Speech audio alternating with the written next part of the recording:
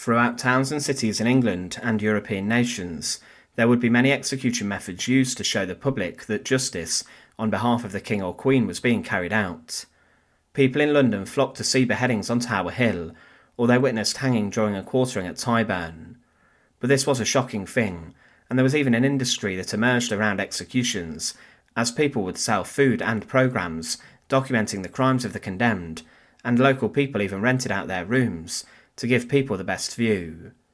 But many people would walk past what was known as a gibbet cage, suspended high up in the air around the town, and this was known as hanging in chains, and it was a brutal and terrifying practice used to display the remains of the dead, or to execute someone as they were suspended in chains alive, and they then died from starvation and exposure to the elements. Welcome to the Fortress. Today we look at hanging in chains, and as always, to support our channel, please make sure to subscribe. Gibbeting was a common law punishment which was dished out by the courts and judges, as well as execution. It was an addition, meaning that following the execution the remains of someone would be left out, in either a cage or suspended on a gibbet post. It was also known as hanging in chains, and there were different ways this could be done. The most common was using an iron cage, and this would hold the remains of someone inside. Also, someone could be placed in the cage alive, and they would die slowly from exposure and the elements, but also from starvation, as people passed under these cages many times a day, and they would see someone slowly perish to their ordeal. Gibbet cages caused chaos as people in local areas, and who lived nearby, often complained about the sight and smell of the gibbet, seeing the rotting remains of someone out of their window every day, and some people believed that gibbeting was a sign of a tyrannical monarch, as they believed execution was sufficient enough a punishment. In London there was a particular place where hanging in chains was used, and this was an execution dock on the north bank of the River Thames in Wapping, close to the Tower of London.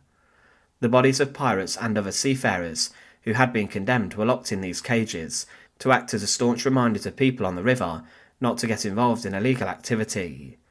The River Thames even became used in hanging in chain executions, and there were accounts of people being hanged in chains at the low water mark. This meant that the condemned person was chained to the side of the riverbank, then submerged in the river at low tide. As the day progressed, the tide rose, and then submerged the victim, and they would be drowned.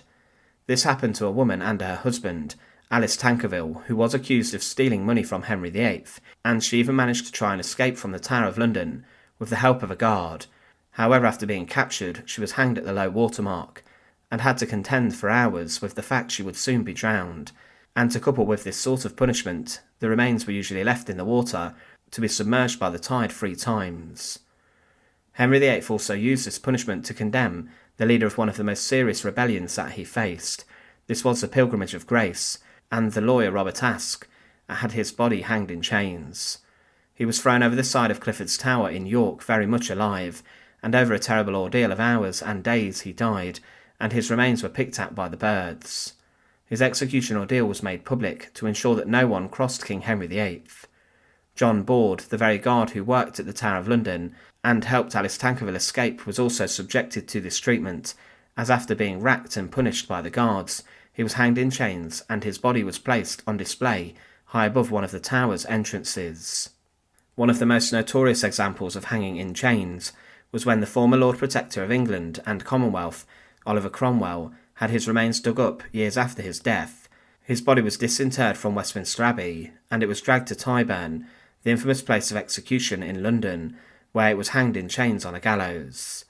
This was strange, as it was a rotting corpse which was suspended high in the air, and it must have been a traumatic sight. It was hanged in chains for 4 hours, before his head was then taken from his body. The last time that this was used in England in any form was inside the city of Leicester, where a man named James Cook was executed and his remains were then hanged in chains. He was executed on the 10th of August 1832 in front of Leicester Prison, and it was claimed of his execution that the head was shaved and tarred to preserve it from the action of the weather, and the cap in which he had suffered was drawn over his face. On Saturday afternoon his body attired, as the time of his execution, having been firmly fixed in the irons necessary to keep the limbs together, was carried to the place of its intended suspension.